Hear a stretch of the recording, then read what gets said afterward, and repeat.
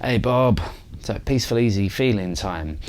Just so you know, this is now the third time I've recorded it because I've had technical issues. First time my sound card decided not to record the sound. Second time it decided to record the guitar but not my voice. So I think it's behaving itself now. It looks like it's behaving itself, but we will see. So there's a fair chance I'm going to repeat myself, and there's a fair chance I might forget something. If I do, obviously just let me know. I am also going to be yawning soon. It's about midnight now. Anyway. Peaceful, easy feeling. For the most part, it's kind of got one strumming pattern. I'd say just keep that one through the whole thing, and it makes the entire song just easier to play. And you can sort of bring in a few more dynamics if you want to broaden it out in terms of like the chorus and verse and things like that.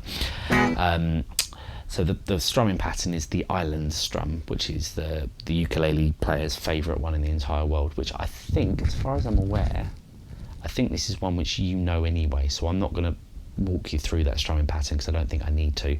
Correct me if I'm wrong, of course, I will. Oh, sorry. Right. That one, yeah, down, down, up, down, up, down, down, up, down, up. Remember, keep that hand constantly moving. In terms of the chords, so we've got an E chord to an E sus4 chord, which is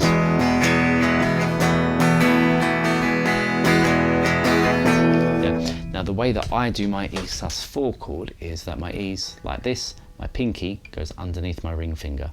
This one's optional because the string's covered anyway, whatever makes you happy. However, for you, where you've got wider fingertips, I don't think that shape's particularly going to work. I could be mistaken, and if it does, fantastic. If it doesn't, then what you can do is lift your ring finger off and actually replace it and push down the two middle strings together. So this one is pushing down two strings, middle finger's pushing down one, and your index finger's just chilling there. I say just leave it on first fret, to be honest. Saves you having to lift it off and put it back. So we've got E sus4, and then it vamps around like that. I can't remember how many times it does it, but it will be during the intro of the song. It's kind of like just waiting for the song to get going, pretty much. Now, when it runs through the chords, just keep that strumming pattern pretty constant, and you should be fine. So it's E, 2, 3, 4, A, 2, 3, 4, E, 2, 3, 4, A, 2, 3, 4, E, 2, 3, 4, A, 2, 3, 4, B7. We've got two lots of B7. Now, I don't think they actually do this on the record, but I feel the need to do it, which is as you're playing your B7 chord, your middle finger can then just alternate between these two strings.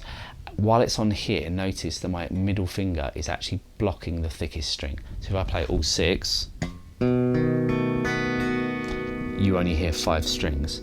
And then when my middle finger moves here, naturally, it's going to block the A string.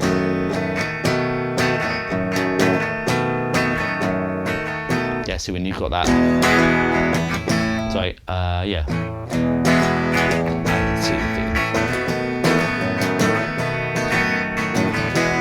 It's up to you. Might work for you, might not. Okay, when it gets into the chorus goes to an A chord, and then goes back to E. I'm yawning again, sorry. Back to an A chord, and then the dreaded F sharp minor chord rears its head to a B7. There's a few variations on this F sharp minor chord which you can do. Ideally, the one which you're going for is like an F chord, scooch it 1 fret higher, lose the middle finger. So F sharp minor, and that one will obviously do the job.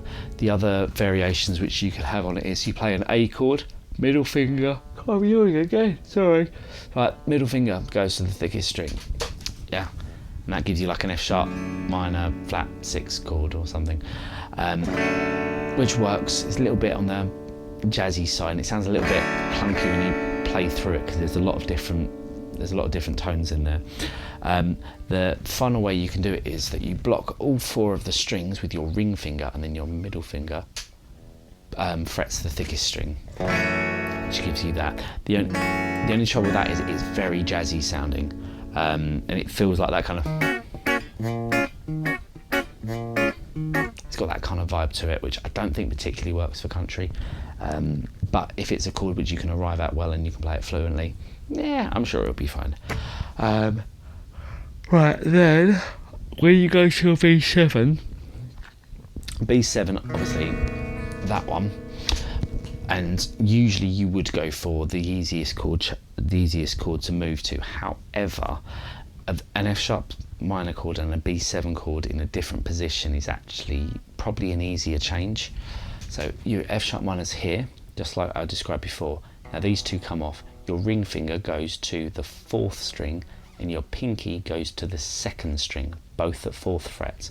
So in terms of your fret numbers from the higher E, it's going to be 2, 4, 2, 4, 2. Yeah, so there's your F sharp minor chord, there's B7. So it is quite a nice easy change actually. Or you can, then it has a nice little walk up, E, F sharp minor, A, B7, and then back to E.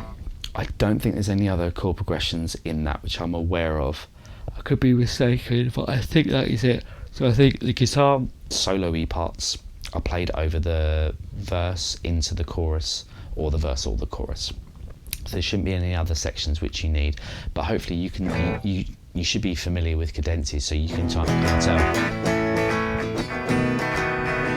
it goes. You can kind of hear that the harmony shifts slightly, so it will hopefully be quite kind of obvious where those changes are between it. Again, if you're not sure, then just let me know and I can, we can tie it to the lyrics or something like that. Anyway, peaceful, easy feeling, done.